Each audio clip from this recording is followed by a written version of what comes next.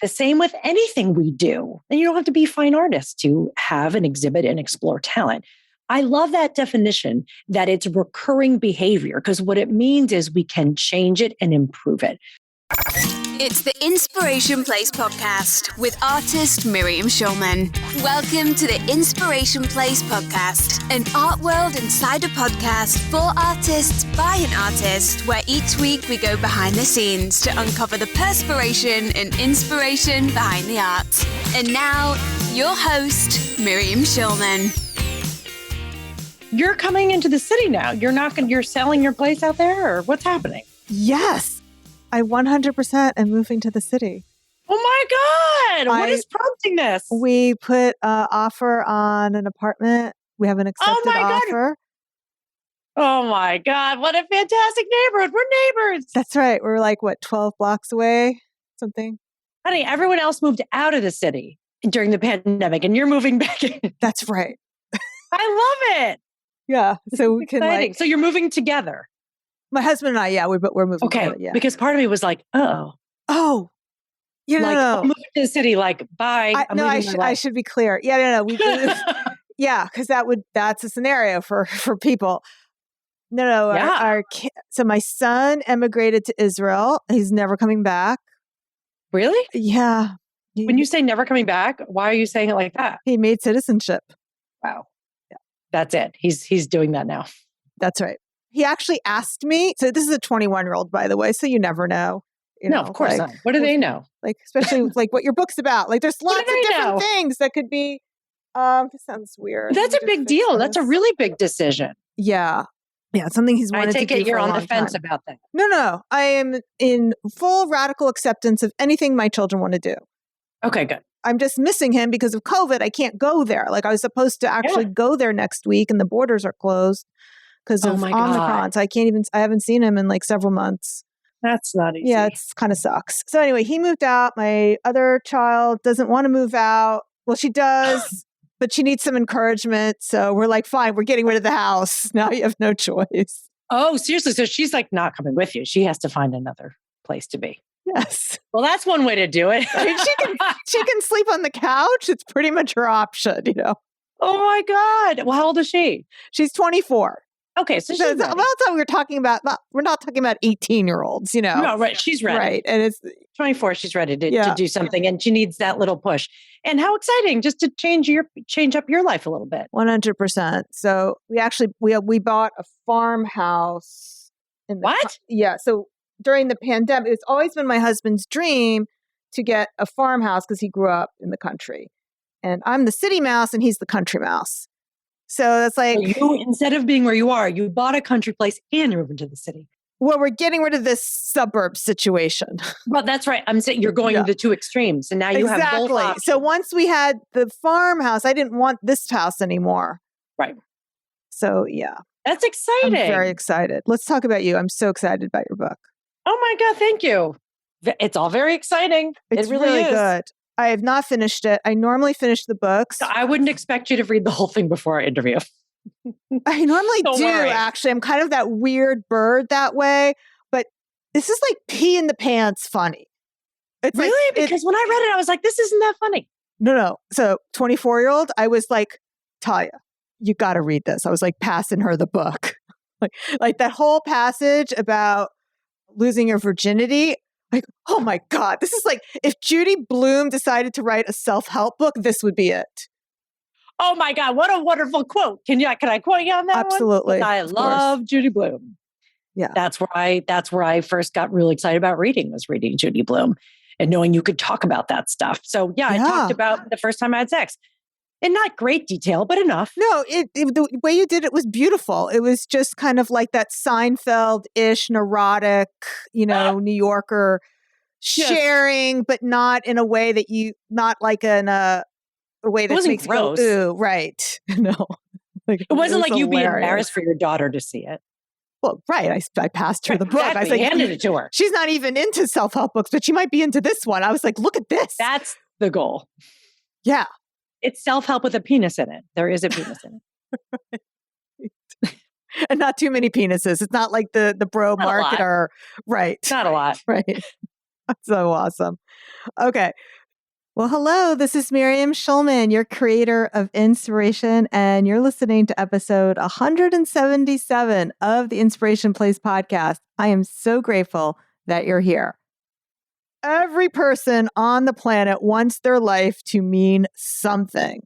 The problem is that you've been told there's only one way to find that meaning. So in this episode, you'll discover why talent is overrated. I've been saying that for years, by the way.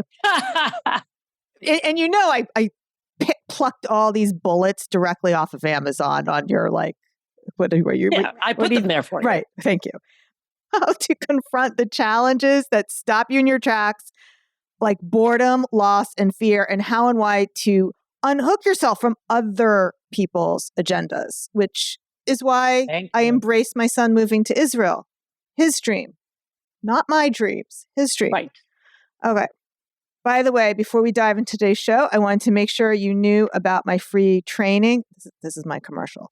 How to sell more art without being Insta-famous. If you were disappointed with your art sales last year, let's get this year off to a great start. In this masterclass, you'll discover the 5 most common mistakes artists make that sabotage their success. You'll also learn the 5 foundations you need in place to build your profitable art business. Plus, you'll hear from artists who have done it.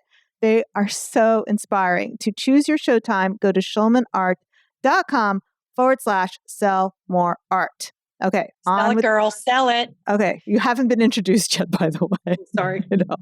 All right. Now back to the show, or on with the show. Today's guest is an award-winning writer, speaker, brand advisor, and author of Unfollow Your Passion: How to Create a Life That Matters to You. Her TEDx talk, Stop Searching for Your Passion, has surpassed 7 million views, and HubSpot named her one of the top 18 female speakers who are killing it. A former magazine editor and radio host at Martha Stewart, she's appeared on The Today Show, Dr. Oz, The Early Show, The Martha Stewart Show, Anderson Cooper, Oprah Magazine, Marie Claire, Prevention, Business Insider, Forbes, Inc., and The Inspiration Place. Please welcome to The Inspiration Place, Terri Trespicio. Hey, Terri, welcome to the show. Thank you. I'm so happy you're here. I've made it. I've made it. Even though you've been here the whole time. Yep. So, Terri, I just want to tell my listeners that I've been inside Terri's apartment. So before I know, is it the same place? That's the same place? Yes. Oh, with the screen. I have a wall divider up so you can't see my mess back there. So when we got together, it was like that's one of the last times people were actually gathering in person before the world fell apart. Is that right? That was our last gathering. I am so glad we did that. We had a pop-up workshop, a writing salon in my house, in my apartment here all day. And that was it. And then everything went into lockdown like a few weeks later. Yeah, because it was in February or? Yeah. And then that was it. So glad we got to do that. We washed our hands a lot. We thought that was protecting us, We really weren't tuned into it yet. No, we were not. I was not aware. I was not afraid. I was too ignorant. No, and right after that, I went to San Diego and did karaoke with people and came home with a very bad something, probably COVID. Oh. Yeah. Huh. So I'm okay, obviously. I'm fine. Thank God. Yeah. So anyway, but the karaoke, that was not exactly a safe thing to do. Probably not. So anyway, Terri you were a very talented workshop leader. It was all about writing. And if you are into creative writing, actually one of the things that was super fun about your book is there's writing prompts throughout. Do you want to talk about why you did that? Yes. Yeah. Well, yeah, of course. Not just because I'm a writer, but because just as the spa industry co-opted massage, it's unfortunate that writers have co-opted writing or publishing has co-opted writing, because the fact is everyone can benefit from a great massage. And everyone can benefit from some time on the page. I don't think it's just for certain people to do. And I think that using it as a tool is key for gaining some clarity and insight into our own lives. So I wanted to make sure that was part of it, because it's part of what I do is lead these workshops. And so I wanted to take an element of that and put it in the book. Yeah, it was an amazing workshop. It actually gave me the courage to move forward with my own publishing journey. I don't know if you realized that, because it was yeah, it helped. That's great. Yeah, and none of what we wrote is in the book, but it was just you and Laura Belgrade kind of saying, "Yeah, we're interested in your stories. So my That's what it listeners takes. probably know by now, but you may not know. I actually have a publishing contract with Harpercollins, so it's super. I knew you had a book coming out. I don't know when. Well, they told me they ran out of paper. It's not coming out until 2023. That's what I was told. It sounds stupid and ridiculous. They ran out of paper? There's a paper shortage. Okay, that's very odd. I thought so too. I mean, it's like, okay, what's the real truth? Like, is there somebody else you're bumping? Like my imposter syndrome is coming true, like. Oh my God. I mean, look, I get it. Shipment stuff is a pain. Maybe, I hope we have enough ink. What if we have all the paper and they run out of ink that year? Congratulations, though. That's a huge Thank deal. you. But we're here to talk about you, not me. But no, it hasn't been moved that much. It was supposed to be October 2022, and now they just moved it 4 months. It's February of 23. Okay. I will be, like I said to you earlier, I'm only about halfway through. It is piss in your pants funny. I loved it, but I will be relying on the questions you provided. Yes, of course. All right. So I've always had this thought myself, but I'm super interested in your answer, why you think talent is overrated.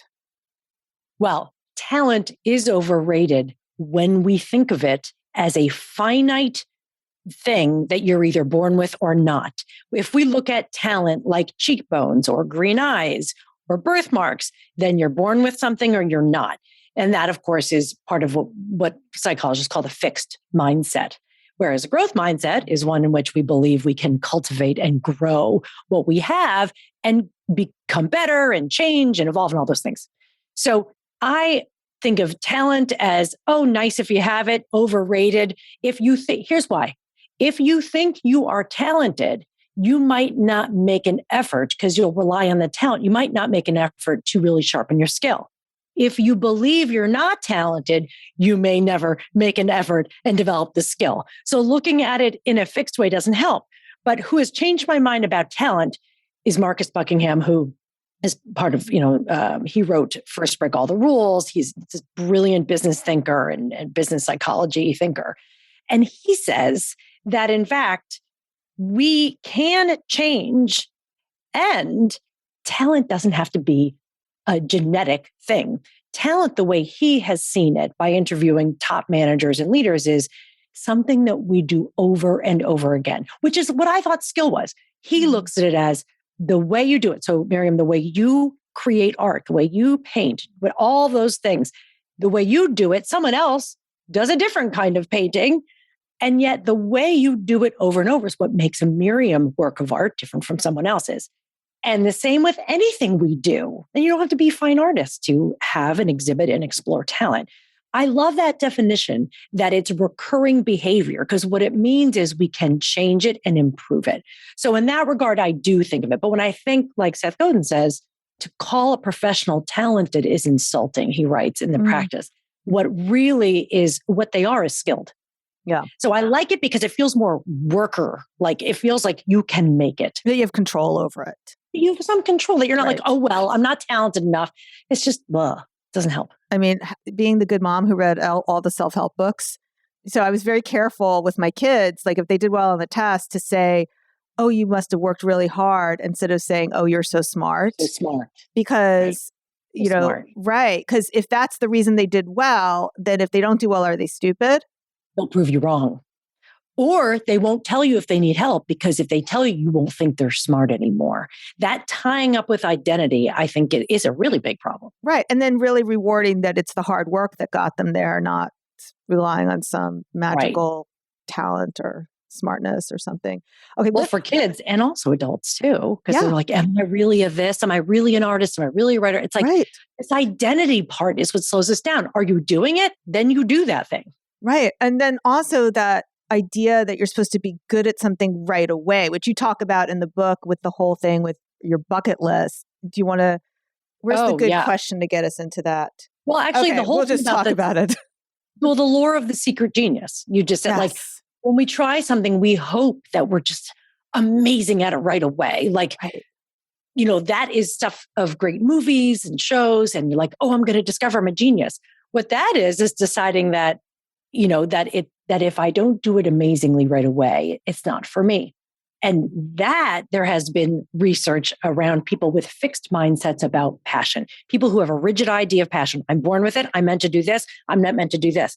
In fact, the people who have a fixed mindset around passion, some research has shown that I cite in the book that they will be quicker to give up when things get hard. Oh, must not be my passion after all. Must not be for me. Whereas someone who isn't attached to one or the other may work harder at exploring it. That's pretty important, because if you're quick to dismiss something like, oh, I thought I liked it, but I guess it's not for me, then how many things are you going to give up on? But the bucket list thing you're bringing up is about look, I don't have a bucket list. I have a list of things I'm going to do and not do. And it's not about being on a bucket list for me. For some people, having a bucket list is helpful. But the question is, why? Why are those things on the bucket list? You want to go to Machu Picchu?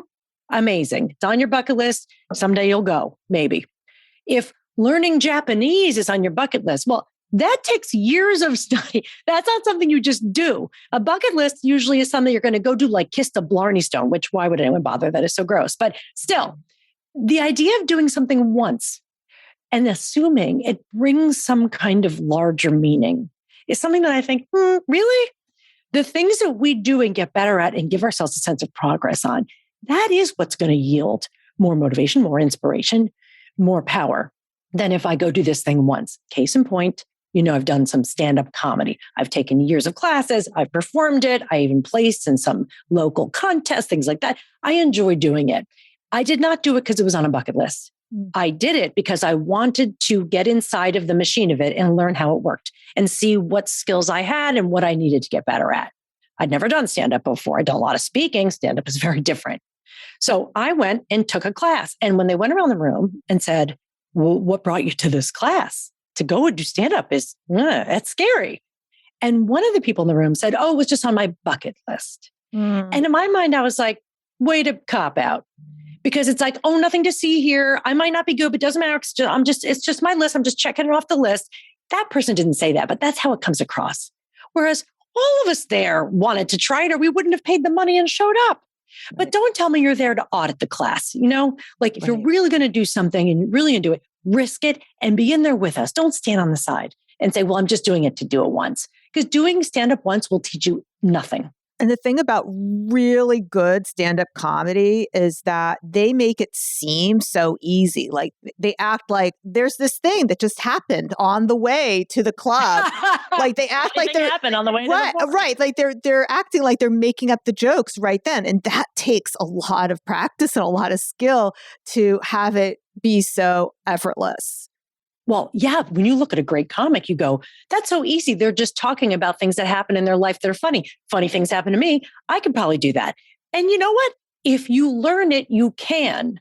But lest you think anyone can stroll up there for 5 minutes and just kind of wing it, you can. You'll learn a lot, but not as much as you will when you learn the skill. Because even, I think it was Seinfeld's special years ago, he was like, oh, I know you were all going to do this, right? But you just decided not to do it. Like as if it's not a very unique skill. And I'll tell you this, I took a class from a teacher named Jim David. He's been doing comedy for decades. He makes his living from it.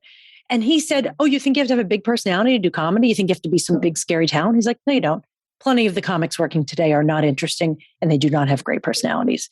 They have a skill and they work hard at it. And you can too. All you need to know to do stand-up comedy is learn how to write a joke. Learn how to write a joke and deliver the joke. So it's not like, oh, I could never do that. You could if you wanted to, but it's easier to say, well, I couldn't. Most people don't want to do stand-up comedy, but it's just one example. What about all the other things in our lives? We think, well, we could, but we can't. We're too old. We're not talented enough. We make up all kinds of stuff that is not relevant. Yeah, like I sometimes will hear from people who say, I'm too old for this. I'm 74. I was like, really? Well, I have a client right now who's 78. She's going to be 79 and she's like working really hard on her art. So when are you going to give up and just roll over and die? Is that it? I have a friend in her 40s who said, well, I want to change careers now. I've been a school principal for years. I really want to do something different. I was like, that's so exciting. This is exciting. Yeah. She's like, but don't you think it's hard for us, our generation? I go, no. Who told you that? Who told you that it was hard? You told yourself that. So you're in your 40s. You're going to just roll over and die. Wait till you decompose. You're not going to take on anything new because you can't, because you're too old. That makes me crazy, especially when women say it, because they're internalizing what people have said to them. And women tend to play it small. It's because we're supposed to be skinny and not take up space.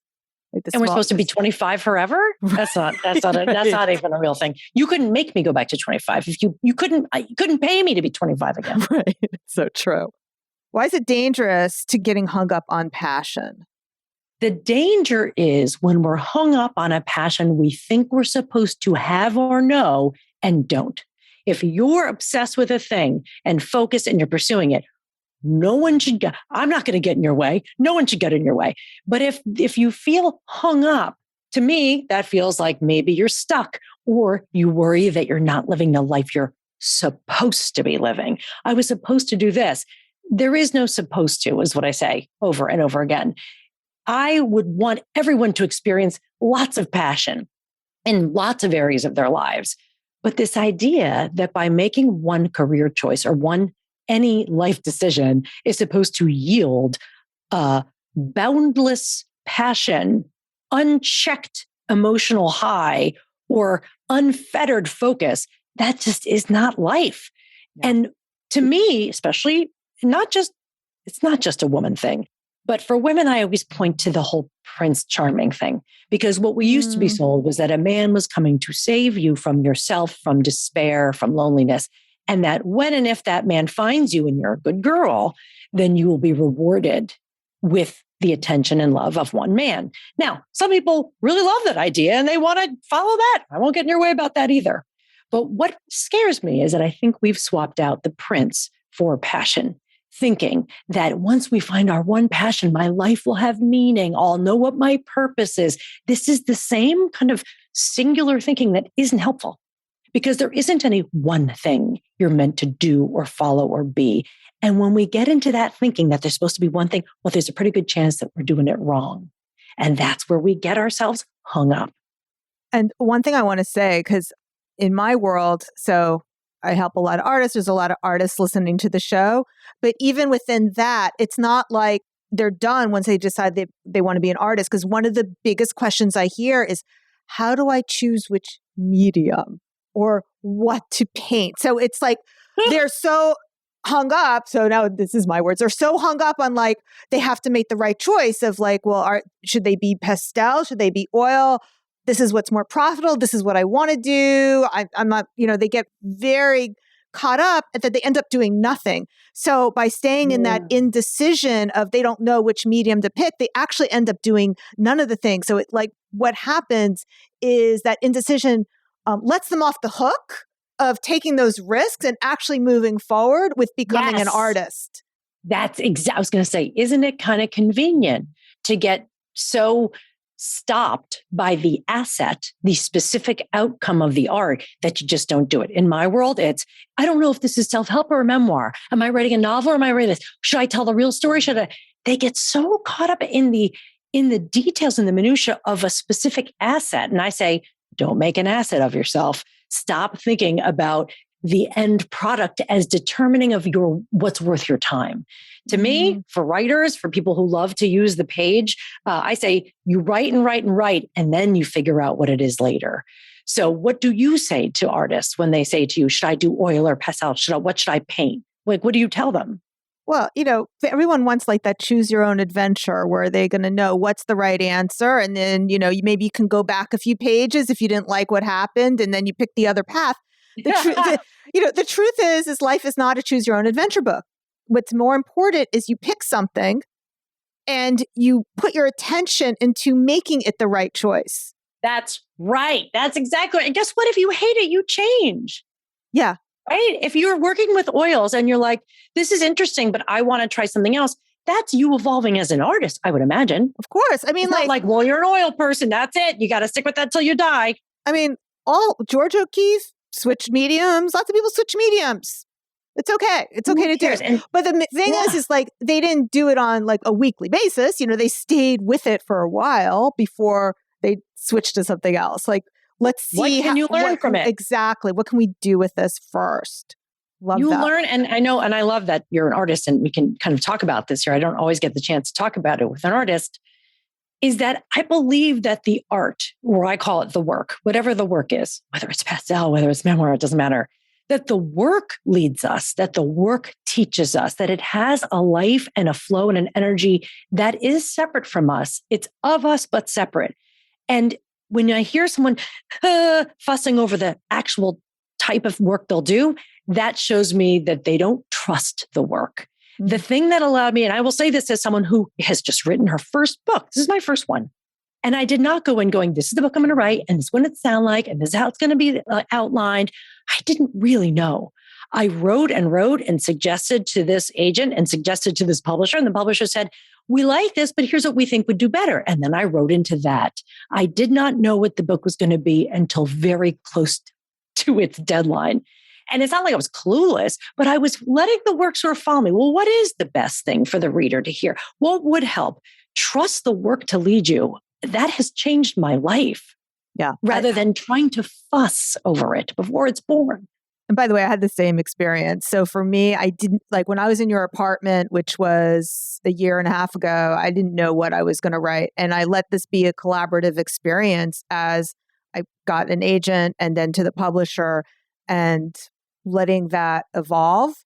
But one of the things that I learned from you, Terri, that I have to say really helped me through this whole process is that I would just say to myself, because I don't know what I'm doing. I've never written a book before. I would say, ass in the chair and ugly words and just like ass in the chair. Yeah. Meaning you're showing up.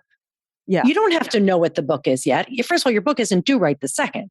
No, right? That's actually due in 2 weeks, but yeah. Oh, shoot. Okay, well, you better figure it out. But that's around the time when I got almost done with it. But there was there was a lot of drama along the way. You're only talking to me now where I'm like kind of on the other side of that imposter syndrome mountain where, okay, now it's pretty much done.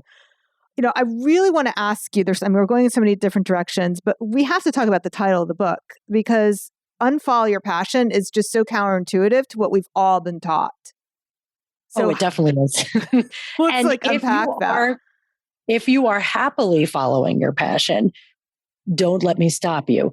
But if you worry that you didn't find the right thing or make the right choice, whatever, unfollow your passion doesn't mean ignore passion or avoid passion. What it means to me is that we don't have to chase it around and hope it leads us to the place of riches and happiness. Rather than do that, rather than trying to chase it like, you're on a wild goose chase, what if we allowed passion to rise up wherever we are? Maybe I'm not meant to be an oil painter. I don't think but maybe after I do it for a while, I think I want to change media. Okay, fine.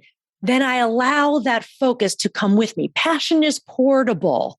It doesn't live in the land that you didn't major in. No. Because if you think that way, then you'll think you're lost and I'll never have it. The case in point that I have, the example is something lighthearted, like a board game. I played a lot of board games over the recent holiday break, and I found it calming. I found it fun.